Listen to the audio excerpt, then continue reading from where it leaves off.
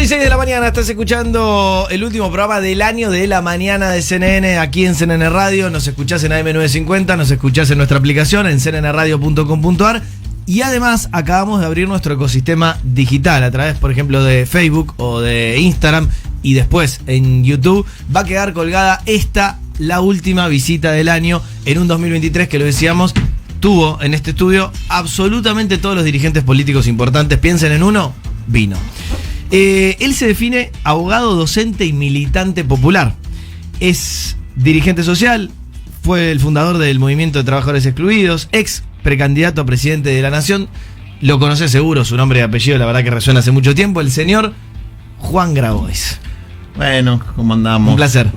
Buen día para todos, feliz Navidad para la audiencia. Aquí estamos. Aquí estamos. Lo hemos logrado porque hace bastante tiempo que te buscaba, te arrobé, te busqué, te molesté, te hice cosquillas y estamos, así que lo agradezco mucho, ¿verdad? No, por favor. Gracias a ustedes por el invitarme. que no insiste no gana. Muy bien. Juan, primera pregunta, me parece que tan general como importante. Primero, hoy va a empezar la cuarta semana recién del gobierno de Javier Milei. ¿Qué estás leyendo y cuán preocupado estás? Empecemos por ahí.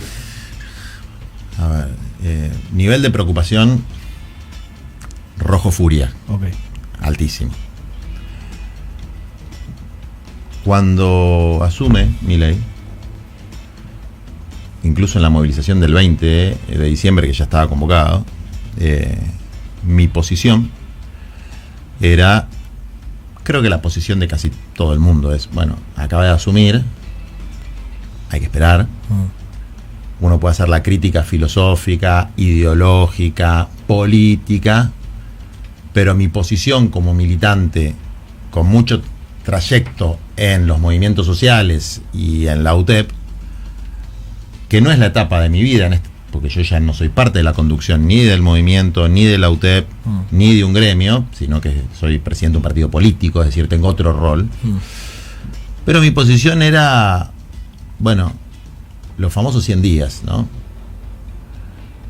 Ahora, no hubo nunca, desde que yo tenga memoria, no lo hubo con Macri, creo que no lo hubo con De la Rúa tampoco, aunque ahí ya me pierdo un poco con los tiempos, ni con ninguno de los gobiernos peronistas, medidas tan brutales en tan poco tiempo. Es decir, uno puede criticar a la CGT o a los movimientos sociales. Creo que sería injusto en nuestro caso porque durante el gobierno de Alberto hemos sido extremadamente críticos. Sí, es verdad, no todos fueron lo mismo, digamos.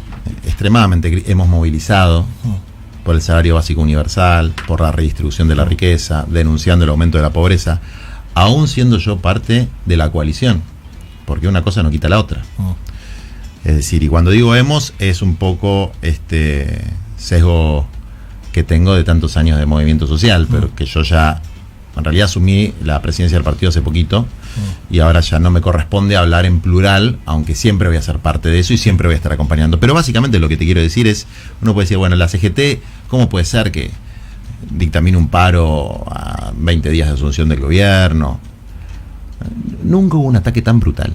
O sea, vos decís, ya no tiene 100 días, se achicaron los tiempos por cómo arrancó Javier Milei. Es que la consigna, creo que de la etapa es respetar y hacerse respetar. Es decir, respetar la voluntad de un pueblo que en un balotaje de manera mayoritaria votó a Javier Milei, respetar la investidura presidencial, pero hacer respetar los derechos sociales y sobre todo la Constitución Nacional. Por la forma, por el contenido y por los efectos que va a tener. Hay una serie de medidas, un paquete, vamos a decir, 4 puntos en estos 20 días que son inconstitucionales en algunos casos, ilegales y fuertemente antipopulares. Y cuando digo antipopulares me refiero de la clase media para abajo. El primero y el más grave en relación a sus efectos es una devaluación del 115%. Una devaluación del 115% técnicamente implica un pass-through, que es el paso de la devaluación al precio que vos vas a pagar en el supermercado, de piso en los próximos 3 meses del 100%. De piso.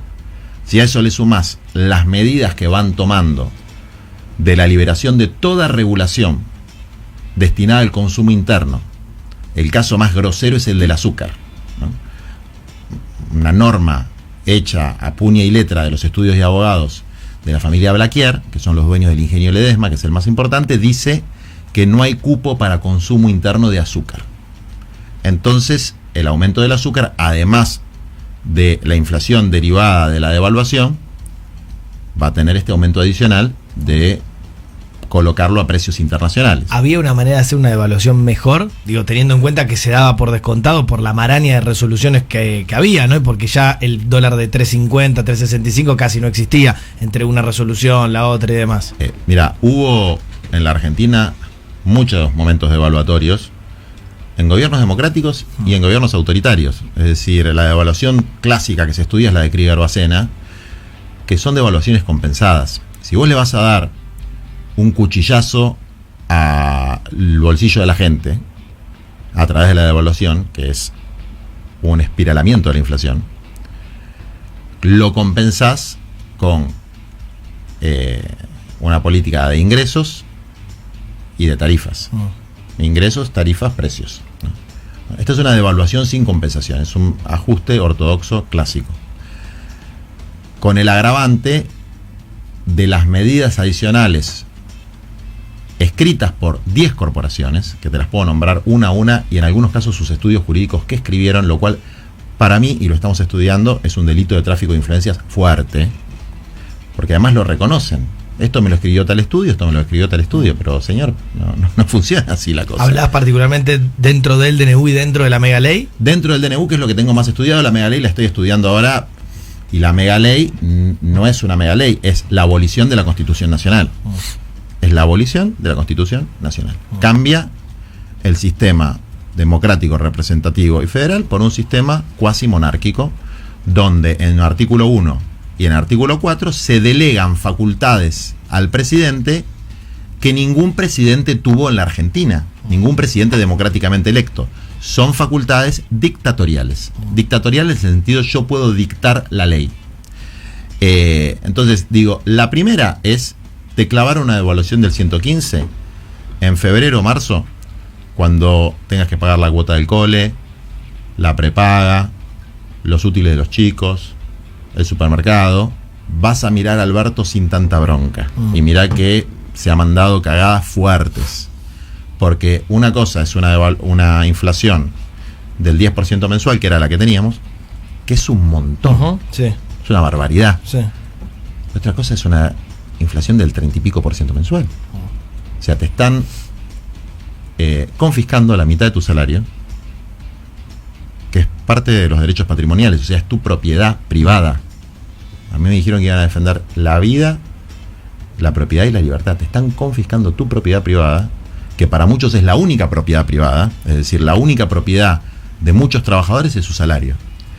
Y algunos tienen la posibilidad de tener una propiedad inmobiliaria, pero muchos otros tienen que alquilar. Entonces te confiscan por el lado de la inflación y te confiscan por el lado de una anulación de la ley de alquileres, que no es una reforma de la ley de alquileres, que tenía muchos puntos complicados, conceptualmente positivos, pero que operativamente no estaban funcionando.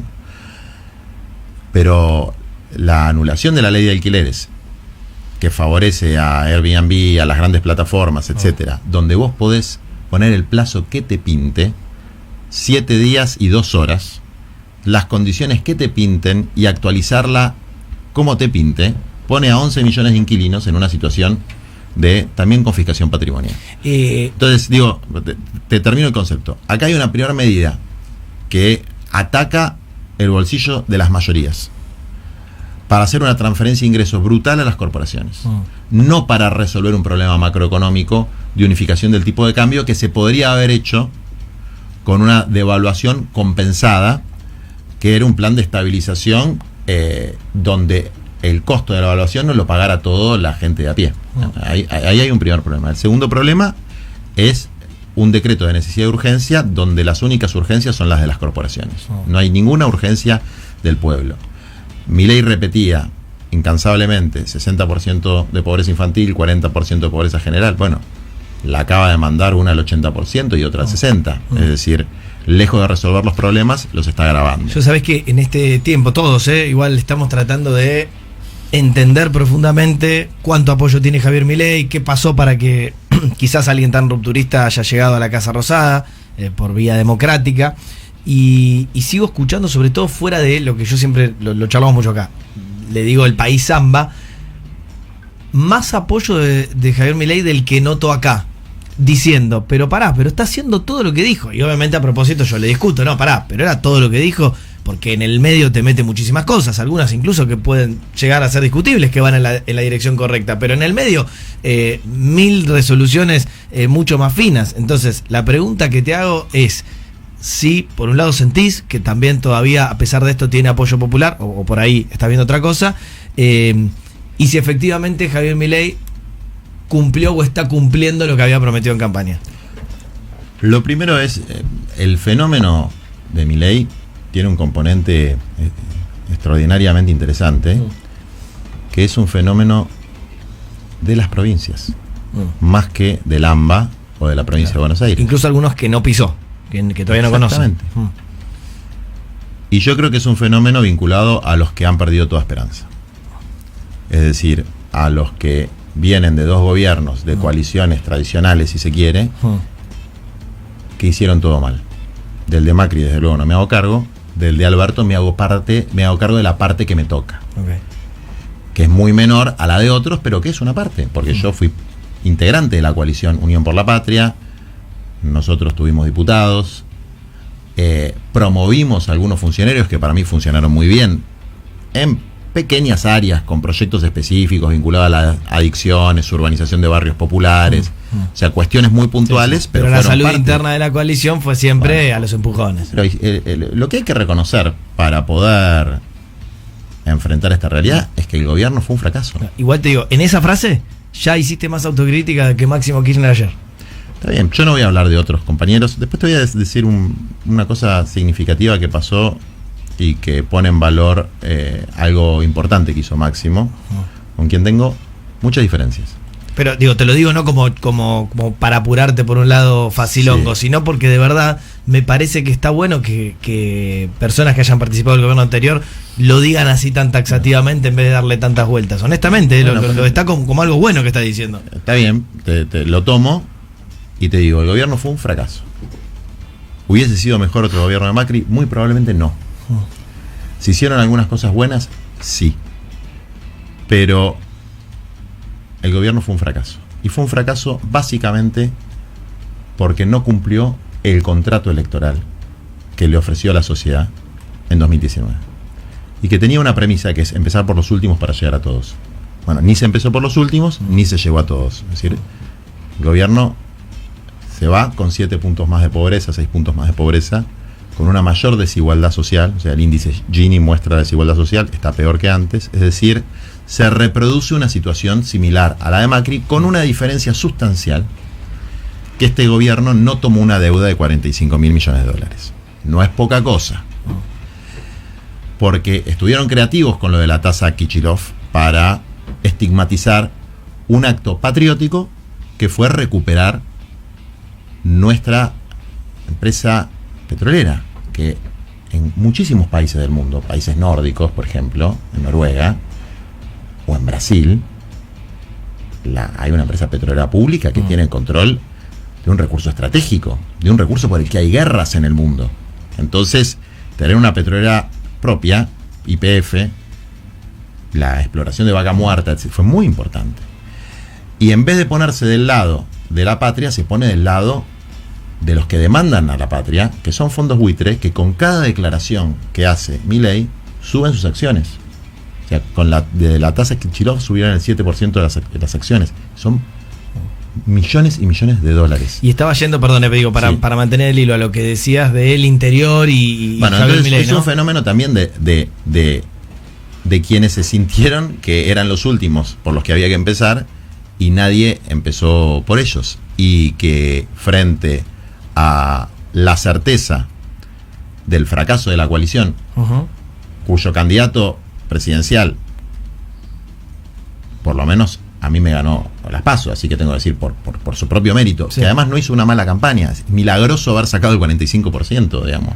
Si hubiésemos ganado, en vez de estudiar el manual de conducción política de Perón o en vez de estudiar ciencias políticas, hay que, no sé, leer el tarot, el evangelio o algo. Sería un Era fenómeno difícil, sí. religioso. O sea, el ministro de Economía, con 100 y pico % de inflación, ganando las elecciones, cuando el problema central de la gente de a pie es la inflación y el deterioro del salario, era una cosa muy difícil, por más que pusieras a cualquiera enfrente. Y además pusiste un tipo que es un signo de interrogación para el votante, que, por lo menos de mi punto de vista, su contrato electoral se basaba en algunas premisas que yo no veo que se estén cumpliendo. La primera era la casta. Todo el mundo entendió por la casta la política tradicional, los estamentos burocráticos del Estado. Eso era la casta. Bien. Bueno, la política tradicional, el día que anunció el DNU, era la mitad de la sala. El ejemplo más evidente es el de Patricia Bullrich, que pasó por Montoneros, por el menemismo, por el gobierno de la Rúa, por el gobierno de Macri y ahora en el gobierno de Milei. Es decir, más casta no encontrás ni en India. Y que además, en donde tuvo responsabilidades importantes como ministra, fueron gobiernos frustrados, fracasados. El gobierno de la Rúa, bueno, terminó como terminó, con el famoso megacanje Sturzenegger, que fue una estafa brutal para el país. El gobierno de Macri terminó como terminó, y ahora se acomodó en el gobierno de Milei. Es decir, casta hay. Y además, los cuadros políticos de la estructura de Milei son todos viejos lobos de mar, fundamentalmente del peronismo. Algunos del radicalismo y otros del peronismo. Es decir, los que operan tras bambalinas son casta.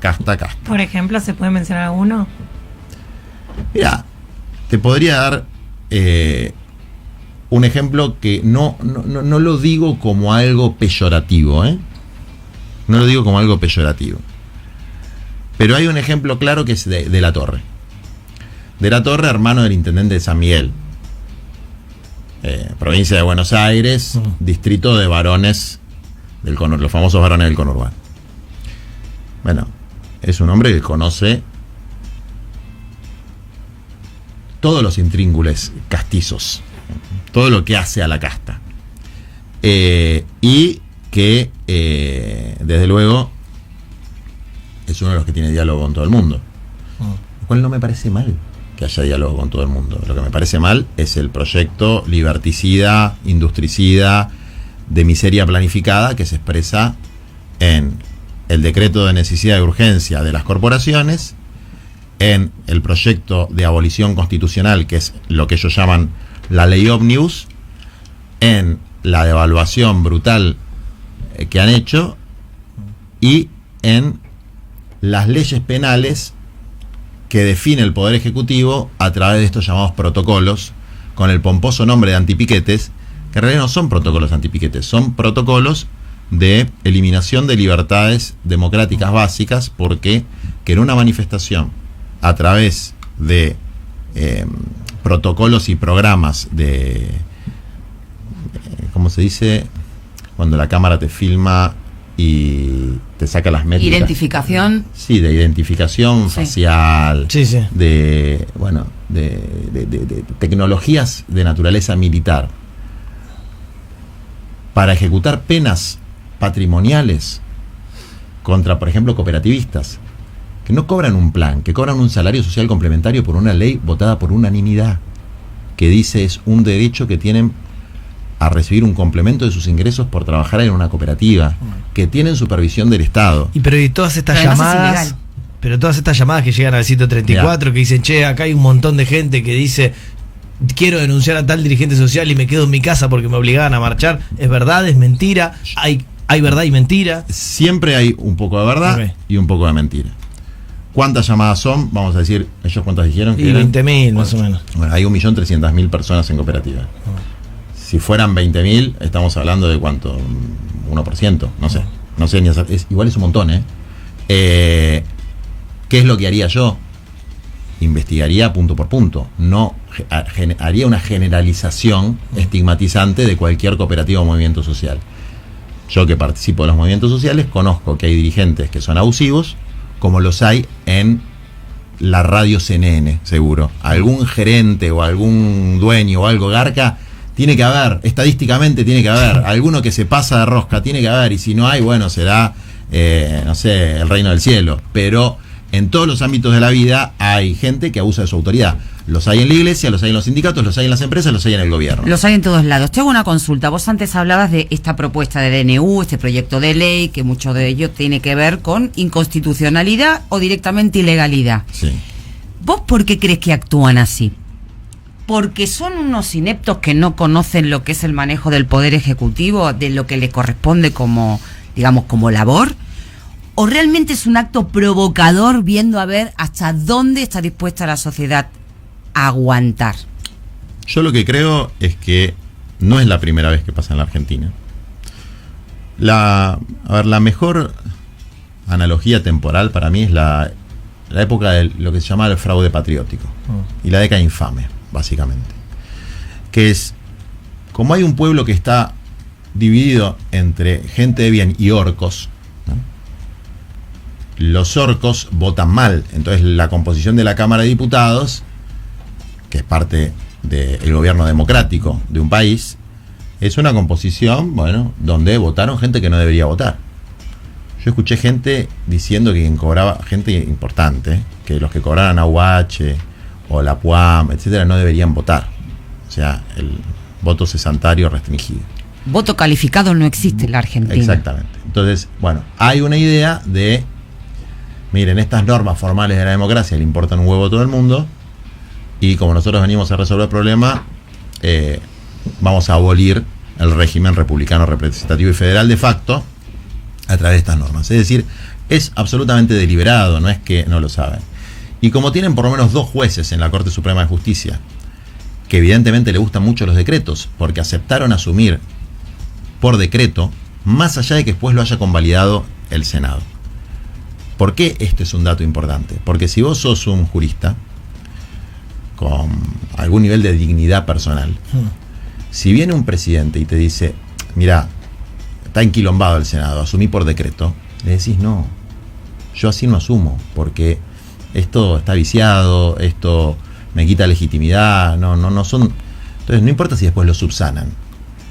El hecho es que ya tenemos por lo menos 2 que son la mitad, porque hay 4 muñecos ahí, que claramente no les importa demasiado que se cumplan los mecanismos de la democracia.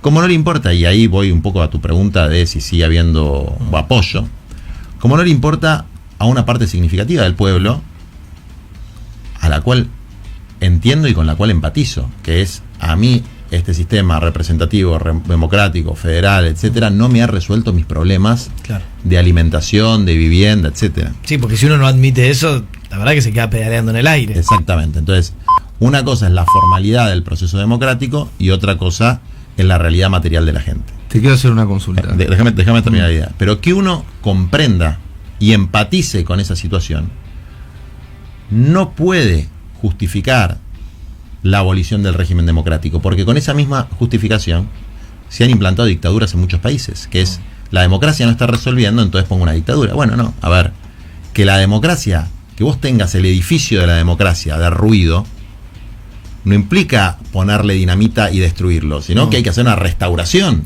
un trabajo de restauración, no de demolición. Bueno, yo no veo que haya un trabajo de restauración, veo un esfuerzo de demolición de las instituciones democráticas, además por carriles que no son los legítimos, porque si vos querés reformar la Constitución, bueno, tenés que llamar a una asamblea constituyente, ¿no? Si vos querés cambiar normativa, porque siempre va escalando un paso más. El DNU es ilegítimo e ilegal por muchos motivos, pero básicamente porque no hay urgencia y tendría que ir por ley, tratamiento ordinario. Eso es básicamente lo que dice Lustó, ¿no? Entonces muchas cosas por ahí las logra sacar por ley, pero mete el DNU. Esta ley de abolición de la Constitución, lo que ellos llaman la ley ómnibus, directamente va en contra de la Constitución. Es decir, aunque se aprobara la ley, es inconstitucional sus artículos. Después, si querés, te especifico cuáles.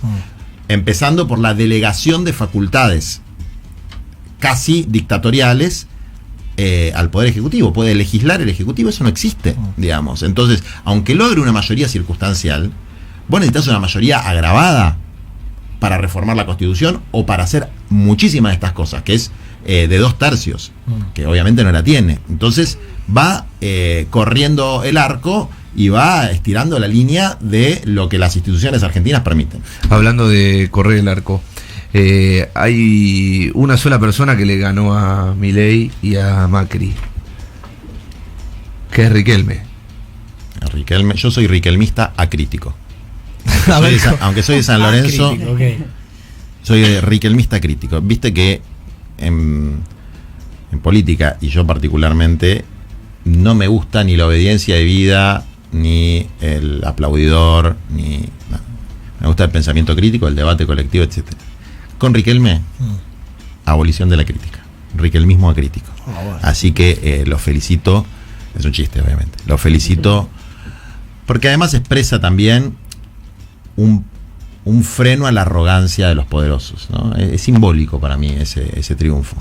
Es un freno a la arrogancia de los poderosos. No te las vas a llevar todas de arriba. Ahora, sí se llevó de arriba el artículo 333 del DNU. Quiero decir que Juan Grabois está con sus apuntes, con sus excels, sí, que es, claro, yo tengo corporación, una columna corporación. Sí. ¿Cuáles son las corporaciones que inscribieron los artículos? Están de verdad. Okay. Los grupos beneficiarios, sí, ¿no? Qué empresas, qué capitales, etcétera, los artículos y la descripción. ¿Qué pruebas tenés de que que lo escribieron corporaciones? Que lo dijeron ellos. ¿Quiénes? Fíjate, en La Nación, los propios estudios jurídicos, ahora no me sale el nombre de un abogado muy conocido. ¿Funes de Rioja?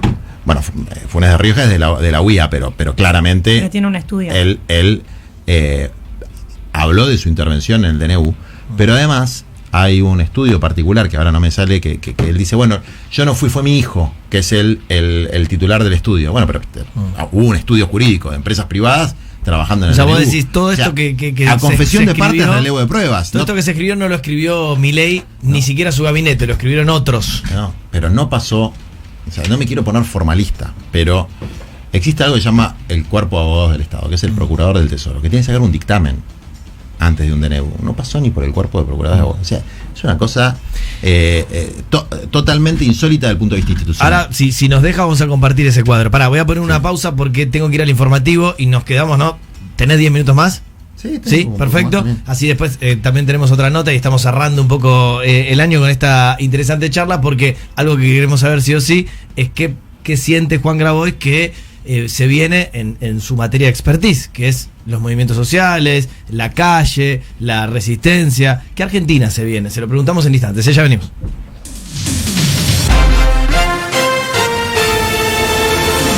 CNN Radio. AM950. Servicios informativos.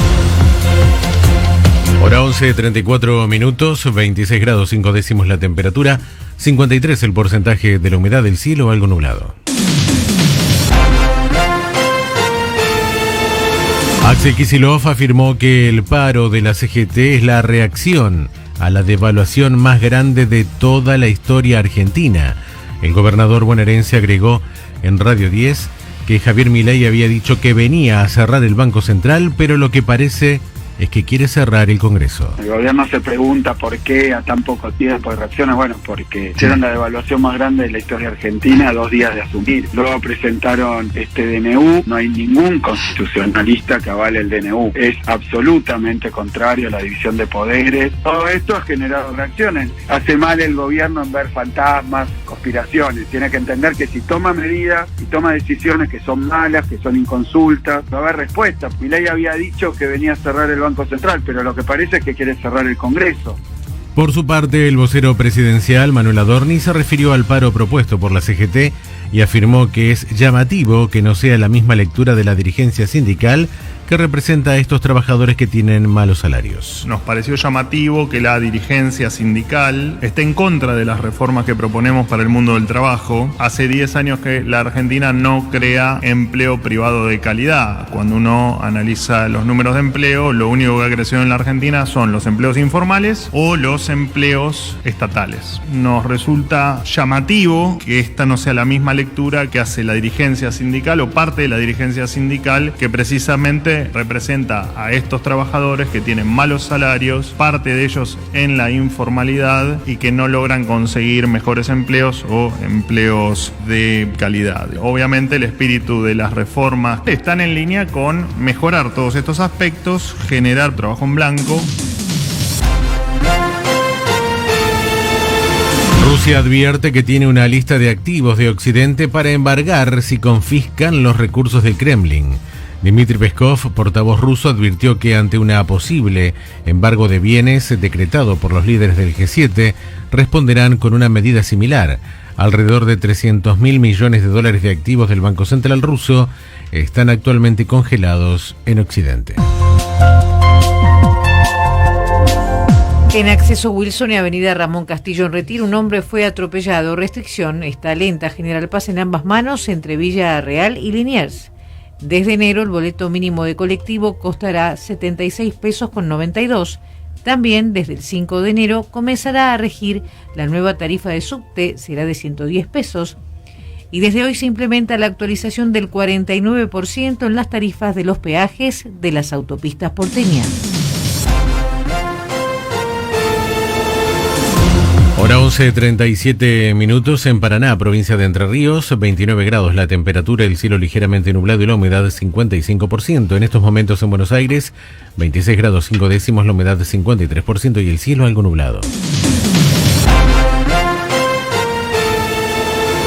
Seguí informado en cnnradio.com.ar. CNN Radio. AM950. Siempre del lado de la información. Escuchá CNN Radio con Flow. Ingresá a la sección Música y Radios de Flow. Busca CNN Radio y mantenete informado desde cualquier dispositivo. Estés donde estés. CNN Radio. Aquí estamos. Aquí estamos.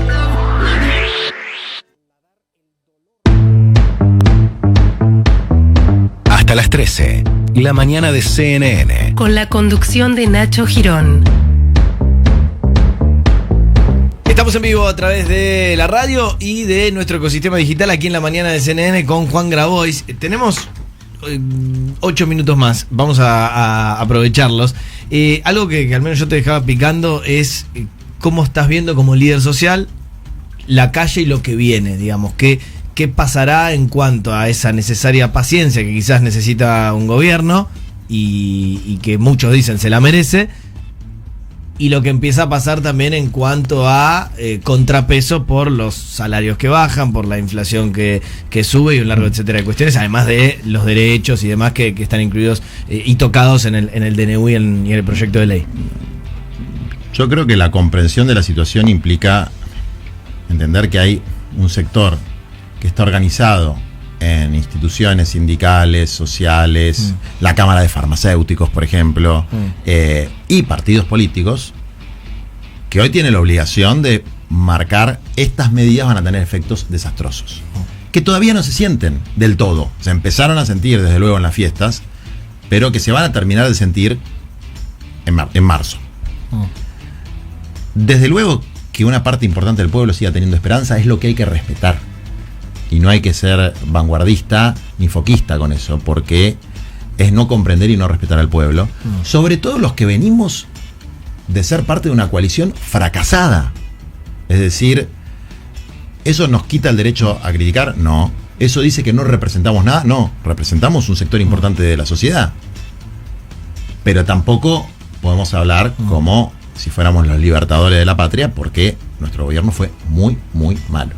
Vos lo nombrabas a Máximo y me hiciste acordar de un tema que para mí muestra claramente el cinismo y el carácter jodido de una particularmente de las medidas. Durante el gobierno de Macri, donde yo tenía un rol como dirigente social, hoy tengo un rol como dirigente político, me tocó negociar la ley de integración sociourbana, que es una ley extraordinaria que hay en la Argentina, que permitió, para mí, la mejor política pública del gobierno anterior, que fueron obras en 1.500 barrios populares, villas y asentamientos, donde, porque eran irregulares, nadie podía hacer obras. No se hacían obras, o se hacían muy pocas.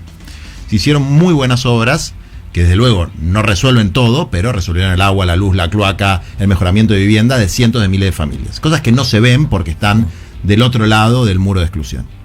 Eso se financiaba con el impuesto país y con impuesto a las grandes fortunas, que Máximo lo remó, y yo creo que es una buena medida, y así como le critico cosas, también le reconozco cosas, porque creo que es parte de la dinámica que tenemos que tener, que es, ni sos el mejor del mundo, ni sos el peor del mundo cuando yo me peleo, o cuando tengo una diferencia, ¿no? ¿Qué han hecho? Sacan el financiamiento del impuesto país, que es el impuesto al dólar, básicamente, lo sacan, ¿y con qué se va a financiar el fondo de mejoramiento de las villas? Con las multas que le pongan a los propios villeros cuando se manifiesten. Es decir, fíjate la perversidad que hay en eso. Las multas que le pongan a las organizaciones sociales, etcétera, por hacer una manifestación y no sé qué cosa, eso va a financiar la integración urbana de los barrios populares, y lo que la financiaba antes, que eran los consumos en dólares de gente pudiente, no va a estar más, ¿no? Eso muestra un modelo mental muy discriminatorio, muy xenófobo, muy antipopular, que contrasta con los beneficios que obtienen las grandes corporaciones. Y yo creo, igual, perdón, que Javier Milei pareciera que nos estuviera escuchando, porque acaba de tuitear: mientras algunos de la oposición al kirchnerismo arrastran los pies con nuestras reformas, ley bases, le acaban de votar a favor a Kicillof aumento de impuestos y endeudamiento. El problema no son las formas, es el fondo. Quieren seguir manteniendo este modelo empobrecedor. Bueno, eso... Un poco todo lo que estábamos hablando como telón de fondo. El problema no son las formas, es el fondo. Es una frase de Cristina. Búscala, es una frase de Cristina. Y a Cristina, todos los que le criticaban las formas, que sacaba decretos, etcétera, bueno, ahora se olvidaron de lo que criticaban. Pasa mucho en política, no me voy a rasgar las vestiduras, digamos, ¿no? O sea, la gente va cambiando de posición a medida que cambia su rol. Lo que sí te puedo decir es que una cosa es aumentar el impuesto inmobiliario, es decir, a los que tienen inmuebles, y otra cosa es joderle la vida, aumentar los impuestos indirectos, confiscar el patrimonio de la gente vía aumento de tarifas, vía devaluación, vía reducción de derechos laborales, vía congelamiento del salario social complementario que cobran ese 1.300.000 personas, que era la mitad del salario mínimo vital y móvil, y ahora no va a ser más. Entonces ellos ya tienen previsto que en un año se licúa y desaparece un elemento importante de la seguridad social en la Argentina. Entonces yo lo que veo es que, desde luego, de acá a marzo, los que podían comer 3 comidas al día van a comer 2, los que podían comer 2 van a comer 1, y los que no pueden comer ninguna van a seguir atestando los comedores populares, que estoy seguro, porque aparte ya lo sondearon, que los van a terminar financiando desde el propio gobierno, porque los movimientos sociales son la Cruz Roja de la Argentina. No hay otra cosa. Entonces el propio gobierno, a los que le dice feos, sucios, malos, chorros, mafiosos, los va a llamar y les va a decir: ¿dónde te llevo la comida? Y desde luego los compañeros, ¿qué van a hacer? Le van a decir: no te la acepto porque sos malo. No, le van a decir: sí, traela acá porque la gente está cagada de hambre, digamos, ¿no? Entonces, ahí creo que, bueno, hay un elemento de miseria planificada que no justifica el fracaso de nuestro gobierno, pero una cosa es un fracaso por malas políticas, por malas decisiones, por incapacidad de generar unidad, por incapacidad de liderar, y otras cosas cuando vos tenés un plan abiertamente de empobrecimiento de una parte de la población y de enriquecimiento de otra, por una cuestión dogmática de que si a los ricos les va bien, les va a ir bien al resto. Y Juan, si decís que lo que viene es miseria planificada, digo, cito tus palabras, una monarquía, ¿por qué crees que ante esa gravedad que vos planteás hay dirigentes que no se están expresando? Cristina Kirchner, Alberto Fernández, Sergio Massa, ¿te gustaría más de ellos? ¿Quién crees que tiene que liderar a la oposición hoy? A ver, más allá de quién lidere la oposición, yo creo que hay gente que tiene roles institucionales y que tiene que jugar esos roles institucionales.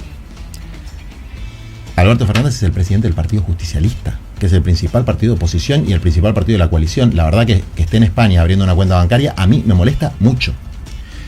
Sergio Massa, que hizo una buena campaña, con quien tengo muchísimas diferencias, es el presidente del segundo partido de la coalición, que es el Frente Renovador. Y fue el candidato a presidente que todos votamos. Entonces, también tendría que decir algo. Para decirte, son dos figuras institucionales. Cristina no tiene un rol institucional hoy. Tendrá un liderazgo natural o mucha gente que la apoya, etcétera. Por lo tanto, no me voy a quejar ahí. Máximo Kirchner también tiene un rol institucional. Es el presidente del PJ de la provincia de Buenos Aires. Bueno, ayer lo escuché con un planteo que comparto en su planteo. ¿Quiénes más están? Lustó, presidente del UCR, salió, hizo un planteo que comparto parcialmente. Bueno, ahí bien Lustó, digamos. Entonces hay que, todo en su medida y armoniosamente. Yo las que no veo es a las dos principales figuras de Unión por la Patria, que fue el expresidente y el candidato. Entonces, desde luego que voy a hacer una crítica de eso. ¿Qué es lo que deberían hacer desde mi punto de vista? Uno como ministro de Economía y otro como presidente, decir, la verdad que la chocamos, no cumplimos lo que teníamos que cumplir, hicimos un mal gobierno, pero explicar por qué esto genera un daño permanente en la estructura social argentina, que va desde las cosas más sencillas como el aumento de tarifa y la inflación, hasta permitir que debajo del glaciar Perito Moreno pueda venir una minera y sacar oro de ahí, haciendo mierda el patrimonio natural y de la Argentina. Y así te puedo decir 30 cosas muy jodidas. Entonces, desde luego que hay que hacer una multipartidaria con todos los que tenemos vocación democrática, decir así no. Respetamos tu legitimidad como presidente, pero no tenés legitimidad como monarca absoluto. Entonces, así no. Algunas cosas que vos planteás estaban en tu programa de gobierno, tendrán que pasar por el Congreso, hay que ver si pasan, y otras no. Vos me preguntabas si está cumpliendo. Yo lo que, por lo menos hablaba con compañeros nuestros que lo votaron a Milei, es ajuste a la casta. ¿Vos viste que le hayan bajado el sueldo a los funcionarios? Yo si hubiese ganado las elecciones, primera medida, de director nacional para arriba, que son los cargos políticos, 30% de reducción salarial. Proyecto para 30-35% de reducción salarial de diputados senadores. Lo mismo para los jueces y fiscales que ganan fortunas. Bueno, no hubo nada de eso. Dólares, vas a tener dólares. No vas a tener más pesos devaluados, vas a tener dólares. Bueno, tus pesos están más devaluados y no vas a ver un dólar en tu vida. Más libertad. Escúchame, ponen que una reunión de 3 personas es una manifestación. Eso no existe. Eso es un gobierno totalitario. Si no les gusta la democracia, que se vayan a vivir a Cuba. ¿Viste? Es una frase que se dice. Bueno, ellos decían mucho esa frase. Una reunión de 3 es una manifestación punible. Me están jodiendo. Entonces, yo desde luego creo que no está cumpliendo. Y yo soy el que viene a controlar la inflación. Pero te clavaste un 30% de inflación mensual. Entonces, bueno, la excusa es hay que sufrir durante un tiempo y después se va a resolver. La escuchamos tantas veces en la historia argentina, esa nunca funcionó. Con ese así no, cierra nuestra charla extensa con Juan Grabois, la última que tenemos en el año, cerrando un año, lo decía al principio, donde han venido absolutamente todos, y con este respeto y esta escucha también, pero sin que falte ninguna pregunta, hemos tratado desde a Victoria Villarroel y Ramiro Marra hasta, no sé, Antonio Aracre o aquí han venido, no sé, estoy pensando de Axel Kicillof, que te dije, ¿no? Y ya estamos acostumbrados que cuando Axel, viene, que una de nuestras tareas es defender a Axel de cómo están apuntando y agrediéndolo, porque es una referencia para el presente y para el futuro muy importante. Bueno, estuvo ahí sentado. Y qué suerte que estuvo acá, y ojalá que se escuche también su voz, porque tiene mucho para decir y mucho para aportar, ¿no? Y estamos acostumbrados que cuando viene uno nos putea la mitad de la griete, cuando viene el otro nos putea la otra mitad, y a eso nos dedicamos. Juan Grabois, muchísimas gracias. Muchas gracias a ustedes. 11:50 de la mañana, ya venimos.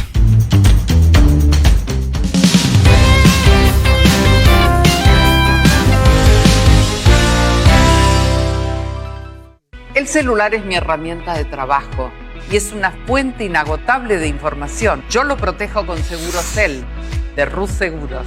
Asesórate con un productor o cotizá y contratá 100% online. Segurocel, de Rus Seguros. Llegó Llegó Banco Chat. Banco Macro es el primer banco en WhatsApp.